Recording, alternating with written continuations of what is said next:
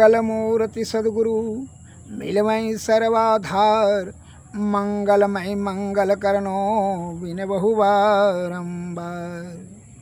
भक्तगणों को तथा धर्म अनुरागियों को मेरा हार्दिक नमन।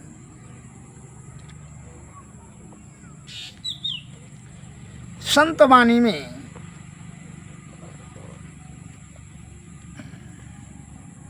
भारतीय अनुवाद सहित शिव संत देहास्ता, शिव संहिता में आया है यह पद है, देहास्ता सर्वम विद्याश्च देहास्ता सर्वम देवताः देहास्ता सर्वम तीर्थानि गुरुवाक्यायन लभ्यते। अर्थात इस देह में सब विद्या, सब देवता और सब तीर्थ विराजमान हैं। केवल गुरु के उपदेश से ही देह स्थित ये सब विद्या, देवता और तीर्थ जाने जाते हैं। इसलिए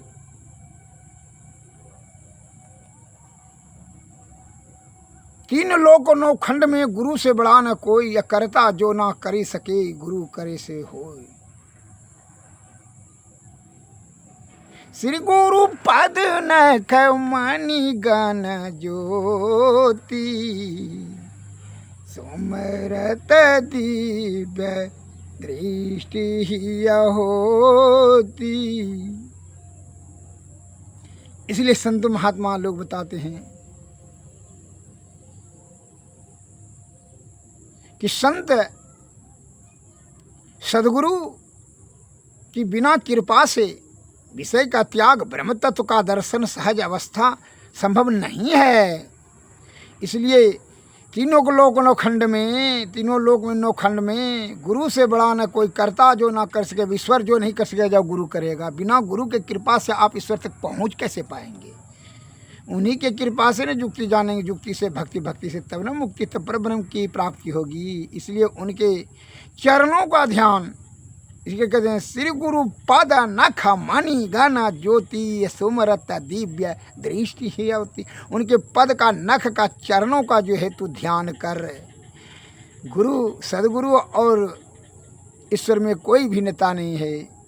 वह लौकिक दृष्टि, सकारात्मक दृष्टि से गुरु ही, और अलौकिक दृष्टि से ब्रह्म, और लौकिक दृष्टि से गुरु ही भगवान है।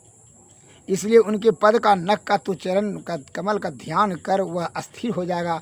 उसी में प्रकाश जागृत होगा। प्रकाश से, वही प्रकाश से अंधकार प्रकाश और शब्द मंडल के पार ब्रह्म की ओर बढ़ेगा।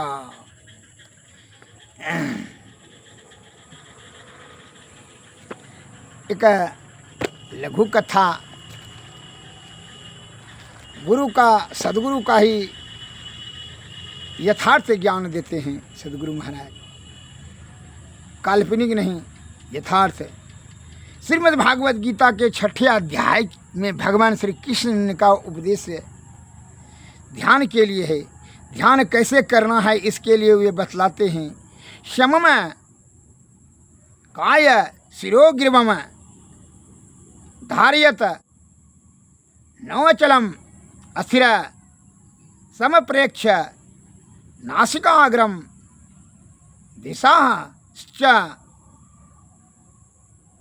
अन अवलोकनम। भगवान श्री कृष्ण ने अर्जुन को देखने की कला बतलाई। यदि कोई बताने वाला आचार्य नहीं है और कोई अपने मन से करेंगे अथवा करते हैं तो उसका परिणाम बुरा भी हो सकता है, लाभ की जगह हानि भी हो सकती है। कैसे एक उदाहरण देते हैं। इसलिए यह जो आप प्रवचन सत्संग सुन व समझ करके, तो बिना गुरु के कृपा से यदि आपको बाहर से कोई घर में बैठे हुए या बाजार में आपको बता दे, हे भाई तू नदी में जा कर के ऐसे ऐसे करना, पैर और हाथ चलाना, तो क्या तू नदी में जा कर के हाथ पैर चला करके पार हो जाएगा। जो तैरने के लिए नहीं जानता है कभी नहीं पार होगा, वो डूब करके मर जाएगा। अरे उसको तैरने के लिए सिखाने के लिए गुरु पानी में कूद जाएंगे और चेला दोनों जाएंगे। गुरु और चेला, गुरु ने उनको बताते जाएंगे, पेट में हाथ दे करके उसको ऊपर की ओर उठाए जाएंगे और उनको तैरने के लिए, हाथ पैर चलाने के लिए कला वहाँ सिखाते सिखाते महीना 15 दिन में वह धीरे धीरे सीख कर करके तब वह नदी पार कर सकेगा। और यहाँ खाली घर में बाजार में बता देंगे कैसे ऐसे भाई हाथ गोड़ चलाइएगा तो क्या तैर के चले जाइएगा।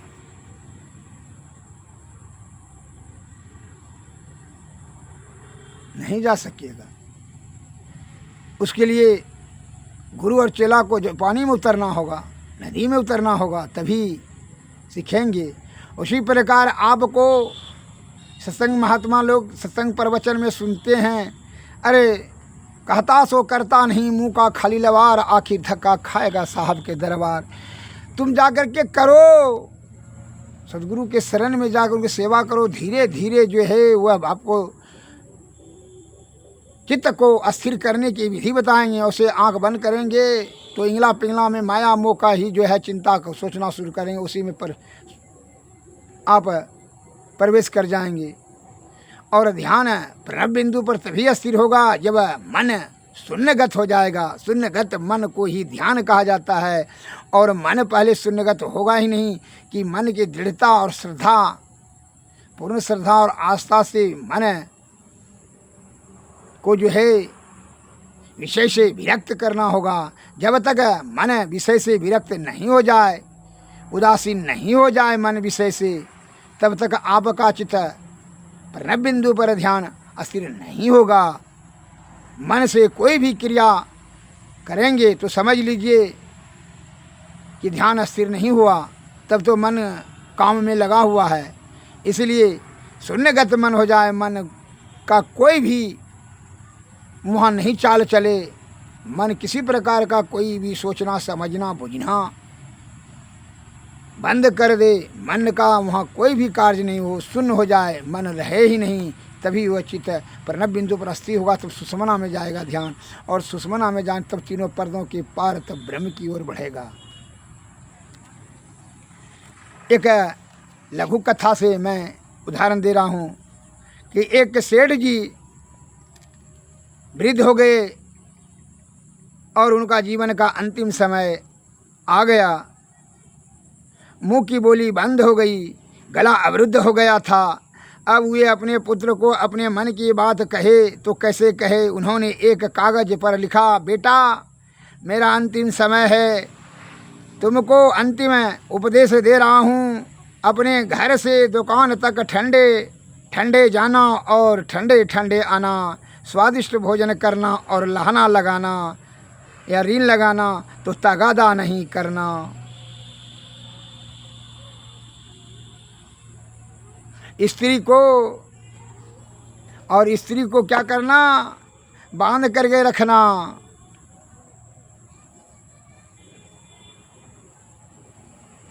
इतना कहते कहते उनका प्राण पखेरु उड़ गया, अर्थात मृत्यु को प्राप्त हो गए, मर गए। अब क्या करे। वह बेटा पिताजी को समझते थे कि हमारे पिताजी ज्ञानी हैं, अतः बड़े बूढ़े बुजुर्गों का, ज्ञानियों ध्यानियों का बात अमल करना चाहिए, उनको इतना टा बुद्धि था।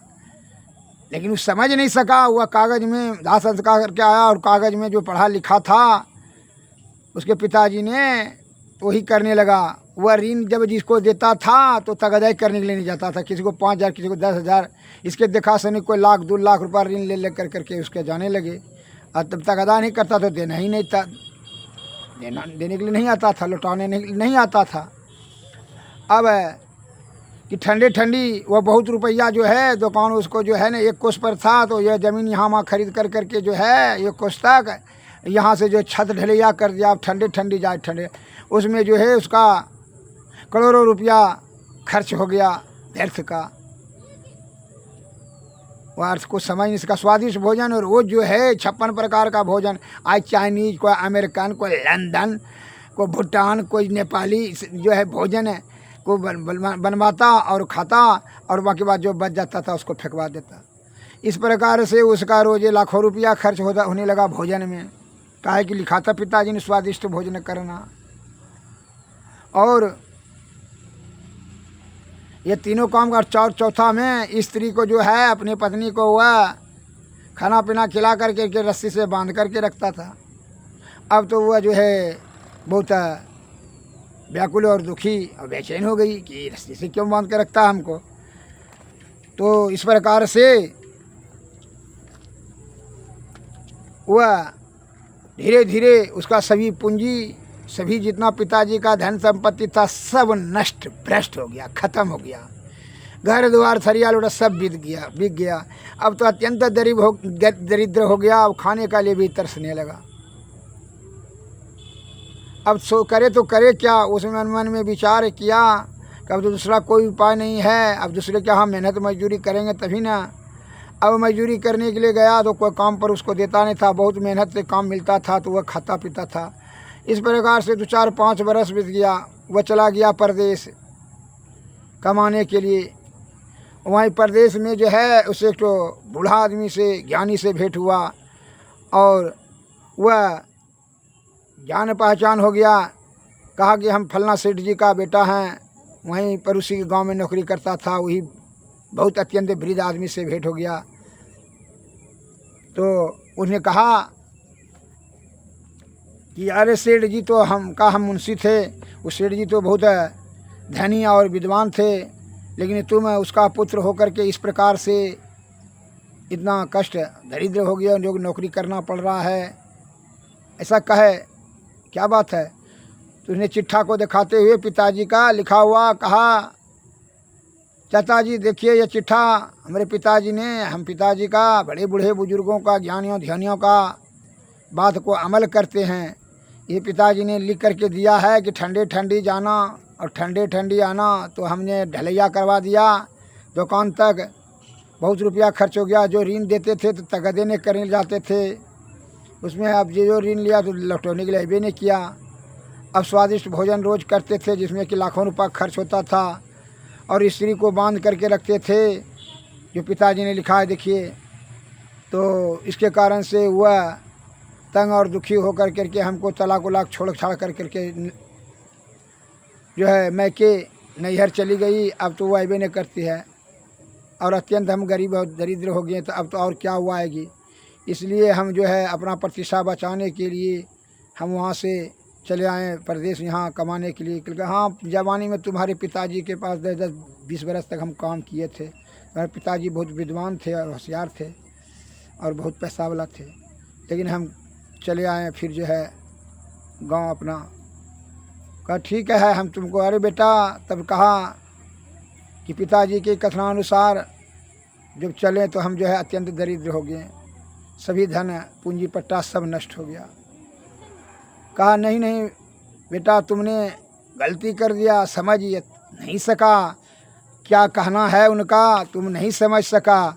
उनका कहने का तात्पर्य यह नहीं था ठंडे ठंडी जाना तो तुम यहाँ से दुकान से ढलिया करने का। अरे सवेरे जाना और सवेरे रात में आना, इसका अर्थ यह होता है कि वो ये बात है। तो बेकार इतना ज़मीन खरीद करके ढलिया कर दिया, यहाँ वहाँ एकदम बेकार कर दिया।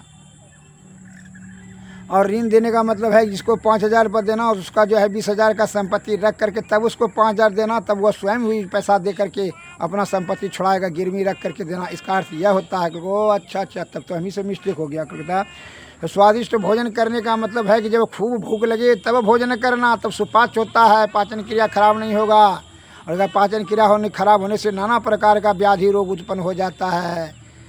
आपके पिताजी का कहने का तात्पर्य यही था। को अच्छा, क्योंकि स्त्री को बांधने का क्या अर्थ, क्योंकि स्त्री को बांधने का अर्थ यह था उनको जेवर जेवरात से लाद देना। मैंने बहुत जेवर देना, गला में, कमर में, हाथ में, पैर में, सब कमरबंद इत्यादि सब जो है सोना चांदी से उसको लाद देना। चूँकि इसलिए कि वह सोना चांदी अपने जेवर में ही वह लिपटे रहेगी। नाना प्रकार का जो है षड्यंत्र क्रिया चरित्र और जो है इधर उधर का बात नहीं सोचेगी, खाली दिमाग शैतान का वास होता है, जेवर में उसका दिमाग उलझी रहेगी। इसलिए उसको जो है किसी प्रकार का षड्यंत्र कर नहीं पाएगी। वह आपका घर में बढ़िया से जो है निवास करेगी, उसका मन जेवर में अटक करके रह जाएगा, जो कि अत्र तत्र नहीं भटकेगा। इसीलिए इसका मतलब यह होता है तुम रस्सी से बांधेगा, उसको क्या जरूरत था रे। कहा यही तो चाचा जी हमसे बहुत बड़ा गलती हो गया। हाँ गलती तो हो गया, और गलती के कारण से तुम्हारा जो है दिवालिया सुन हो गया, तुम अत्यंत गरीब हो गए हो, जो कि आज तुम दर दर की ठोकरें खाते हो। कहा तब पिता तब कैसे होगा। कहा और क्या लिखा है। कहा अंतिम में लिखा था कि अपने मंदिर के ऊपरी भाग पर खजाना रखे हैं। माघ महीना शुक्ल पक्ष में 12 बजे दिन 4 बजे शाम को तू खजाना निकाल लेना अपने मंदिर के गुंबज पर से। हम तो चाचा जी जब पैसा सब ख़त्म हो गया तो मंदिर का गुंबज भी तोड़वा के देखे, नहीं था पैसा, खजाना कुछ क्या एको टको नहीं था।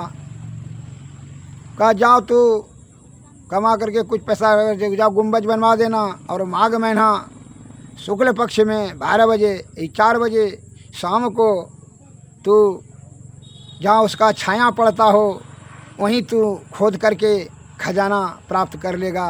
तुम्हारा पिताजी ने पैसा वहीं रखा है धन गाड़ करके। को ये बात कहाँ जाकर देख लो।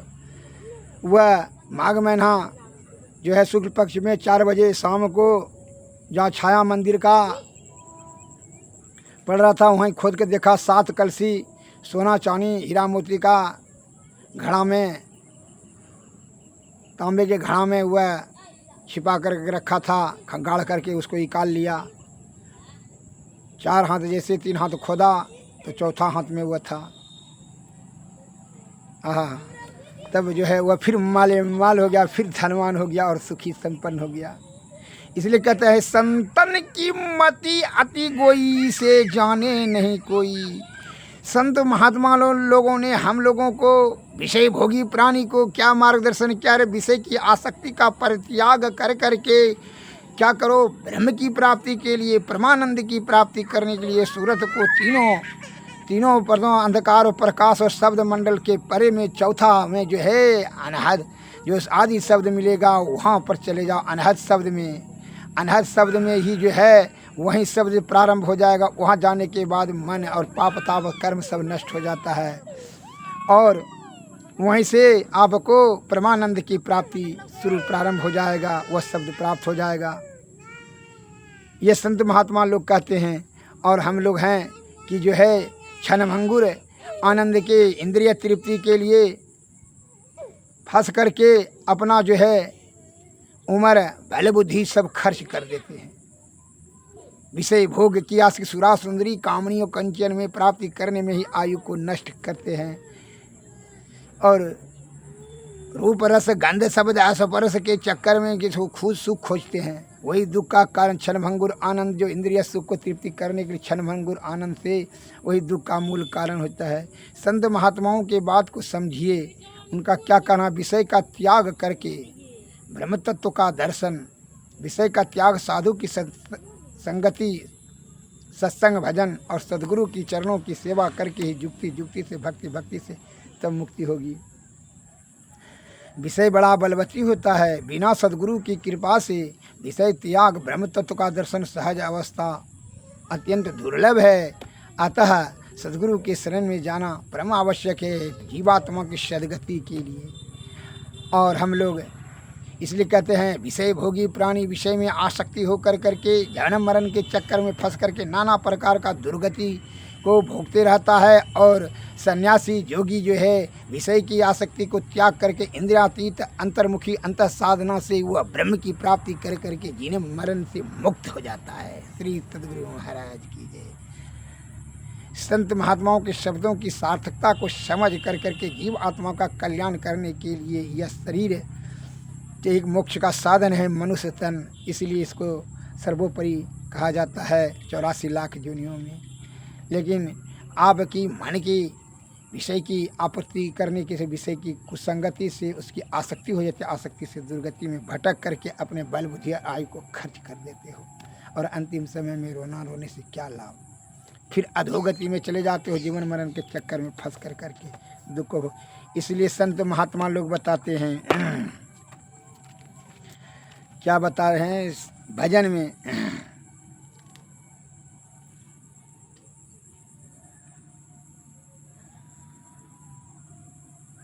दुनिया भरम भूल बौराई, दुनिया भरम भूल बौराई, आत्म राम सकल घट भीतर जाकी सुधन पाई। मथुरा काशी जाए द्वारिका, 68 तीरथ नहावे, सतगुरु बिन शोधा नहीं कोई, फिर गोता खावे। चेतन सूरत जड़, चेतन सूरत जड़ को सेवे, चेतन मूरत जड़ को सेवे, बड़ा धूल मत गीला, देह अचर किया कहोई, भीतर है मन मैला। जप तप संयम काया कतनी, सांग जोग व्रत दान, याते नहीं ब्रह्म से मेला, गुण हर कर्म बंधना। बांधना बकता हुए कथा सुनावे, श्रोता सुन सुन घर जावे, ज्ञान ध्यान की समझ न कोई, कह सुन जन्म गवावे। जन दरिया यह बड़ा ये चंबा, कहे न समझे कोई, भेड़ पूछ गई सागर लाओगे, निश्चय डूबे सोई। भेड़ का पुछड़ी पकड़ करके तू भवसागर पार करेगा रे मूर्ख, विषय की आसक्ति से तू का दुर्गति निश्चित होगा। विषय रूपी जो है सुख को तू अपना सुख समझता है, विषय का त्याग करके ब्रह्म गति की प्राप्ति कर सकते हो। दूसरा लिखा है दूसरे भजन में, संतों कहा गिरस्त का त्यागी, जही देखू तही बाहर भीतर घट घट माया लगी। माटी माटी के भीतर पवन का थंभा, गुण अवगुण किसे छाया। 5 तत्व कर मिला कर सहजे गिरह बनाया, मन भयो पिता मनसा भई माता, दुख सुख दोनों भाई। आशा तृष्णा बहने मिलकर गृह को सोज बनाई, मोह भयो पुरुष कुबुद्धि भई धर्मी। 5 लड़का जय प्रकृति, अनंत कुटुंबी मिलकर कलहल बहुत मचाया। लड़कों के संग लड़की जाई, ताका नाम अधीरी, वन में बैठी घर घर डोले, स्वार्थ संग खपीरी। पाप पुण्य दो पार पड़ोसी, अनंत वासना नाती। राग द्वेष का बंधन लागा, गृह बना उत्पाती। कोई गृह भाड़े गृह में बैठा, वैरागी वनवास। जन दरिया एक राम भजन, बिना घट घट में घर वास। संतों कह गिरस्त है त्यागी, जही दक तही बाहर भीतर घट घट माया लागी। श्री सद्गुरु।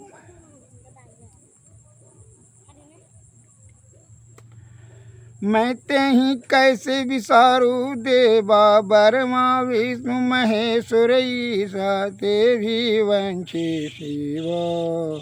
शेष सास मुख निस दिन ध्यावे, या तब ब्रह्म न पावे। चांद सूर तेरी आरती गावे, हृदय भक्ति न आवे। अनंत जीव तेरी करत भावना, भरमत विकल आईना। गुरु प्रताप अखंड लो लागी, सो तो ही माय ही समाना। बैकुंठ आदि सो अंग माया का, नरक अंत अंग माया। पार ब्रह्म सो तो अगम अगोचर, कोई बिरला या लख लखाय, जन दरिया अखत कथा है, अकत कहा क्या जाई, पंछी का खोज मीन का मार्ग, घट घट रहा समाई। श्री सद्गुरु महाराज की जय। श्री सद्गुरु